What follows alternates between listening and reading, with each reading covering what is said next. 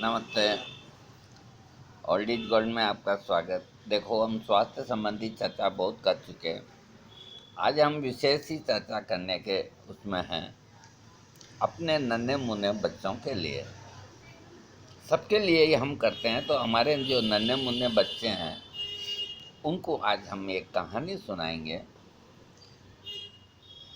कहानी बहुत अच्छी है और आप सभी भी अपने बच्चों को कहानी सुनाएं। कहानी का शीर्षक है कि दुष्ट के ऊपर दया कभी नहीं करनी चाहिए। जो दुष्ट प्रकृति का होता है उसके ऊपर कोई दया नहीं करनी चाहिए। तो मैं कहानी सुनाता हूँ, ध्यान से सुनो बच्चों। देखो, एक जंगल के अंदर शेर रहता था। तो रोज एक न एक जानवर को मार देता था। कभी हिरन को मार के खा जाता, कभी किसी को खा। तो एक बहेलिया बहेलिया उसे कहते हैं जो जानवरों को पकड़ते हैं। शेर को पकड़ना अथवा और कोई जानवर को पकड़ना, पुराने टाइम के अंदर उसे बहेलिया कहते हैं। और वो शिकार भी करते हैं, वो भी बहेलिया ही होते हैं। तो उसने जंगल के अंदर एक बहुत बड़ा पिंजरा लगा दिया शेर को पकड़ने के लिए, और उस पिंजरे के अंदर एक बकरे को रख दिया और उसका चारा पानी भी वहाँ रख दिया और उसका शटर यूँ कर दिया। क्योंकि जैसे ही शेर अगर पिंजरे में घुसेगा तो वो शटर गिर जाएगा और वो कैद हो जाएगा। तो इस तरह का ये पिंजरा लगा के वो बहेलिया आगे आकर कल परसों जाके देखेंगे, ले आएंगे, अब कहाँ जाएगा।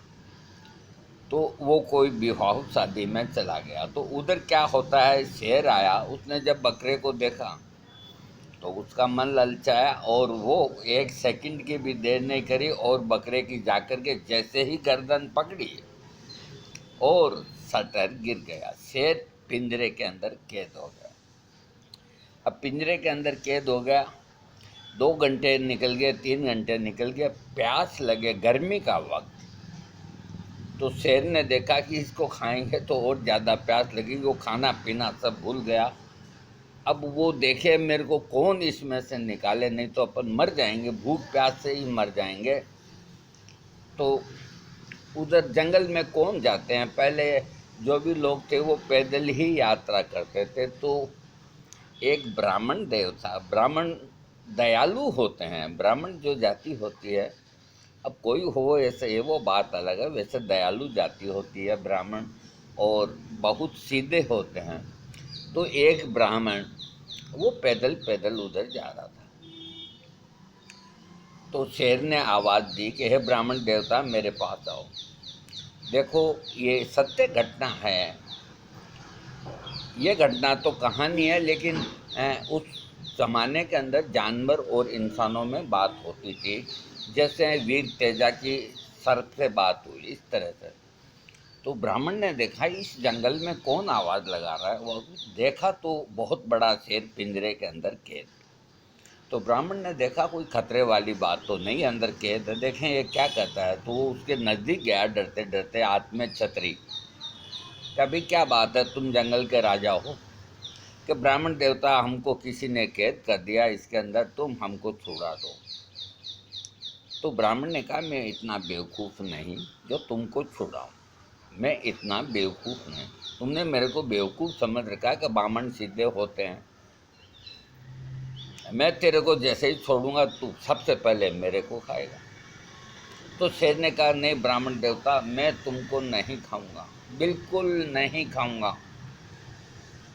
मैं अपनी 7 पीढ़ियों की सौगंध लेता हूँ, मैं अपने बच्चों की सौगंध लेता हूँ। इस तरह वो शेर रोने लग गया, गिड़गिड़ाने लग गया, हाथ जोड़ने लग गया। अब बामन तो बामन ही है, ब्राह्मण दयालु हैं, सोते हैं।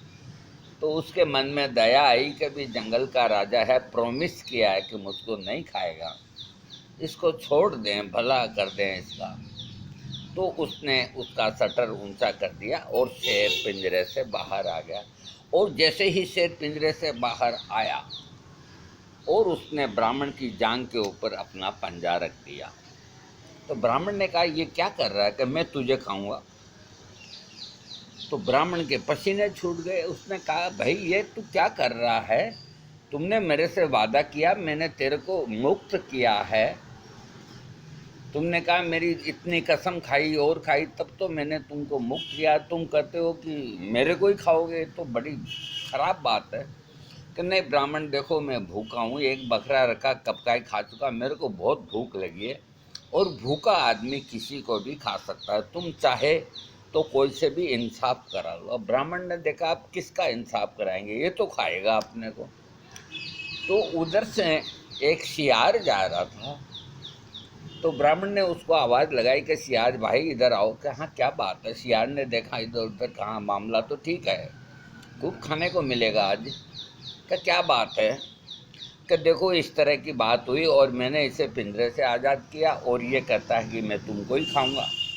बताओ ये कोई वाजिबी बात है क्या? तो सियार ही चालाक होता है और वो भी मांसाहारी होता है।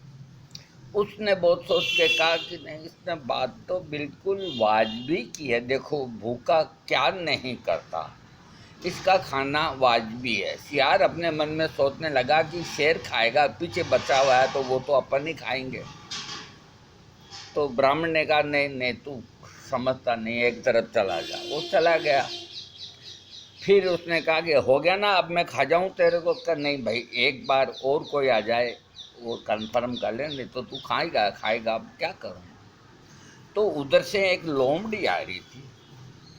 तो मक्कारी के अंदर लोमड़ी से तेज और कोई संसार के अंदर जानवर नहीं होता। मक्कारी के लिए एक कव्वाली के अंदर भी गाया कि लोमड़ी जैसी मक्कारी होनी चाहिए, और चालाकी और मक्कारी। तो ब्राह्मण ने आवाज़ लगाई कि लोमड़ी भाई इधर आना, लोमड़ी इधर आना, भाई बहन इधर आ। लोमड़ी ने इधर उधर देखा कि अपने से बड़ा शिकार इसने पकड़ रखा है, तो अपना नंबर नहीं आना, तो वो बेधड़क हो गए। लोमड़ी वहाँ आ गई। तो बोलो क्या बात है? तो ब्राह्मण ने पूरी बात बताई कि इस तरह की बात है और मैंने इसको आज़ाद किया और ये साला कमीना कहता कि मैं तुझको ही कहूँगा। बताओ ये कोई वाजिबी बात है? तो लोमड़ी यूँ हाथ करके बैठ गई। 5 मिनट तक कुछ भी नहीं बोली।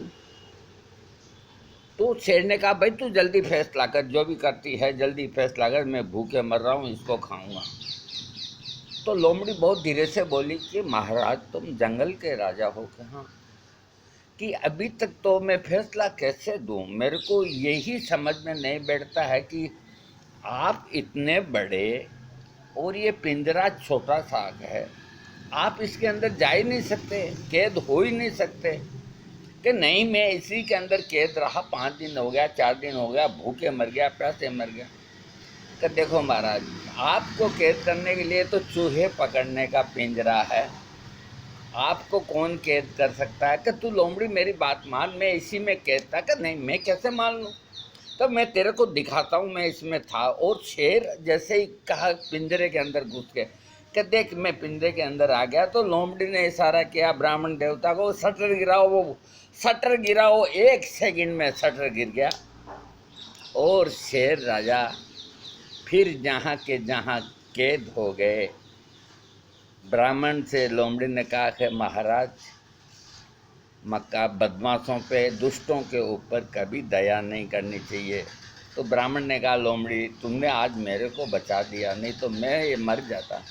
तो बच्चों देखो, ये पंचतत्व की कहानी मैंने आपको सुनाई। आपको अगर ये अच्छी लगेगी तो मैं और भी आपको कहानियाँ सुनाऊंगा। मेरे को कहानियाँ बहुत आती है। हाँ, बड़े भी सुने इंटरेस्ट आएगा, बच्चों की माँ भी सुने इंटरेस्ट आएगा, उनके दादा दादी भी सुने इंटरेस्ट आएगा। बहुत खुश रहें, आबाद रहें।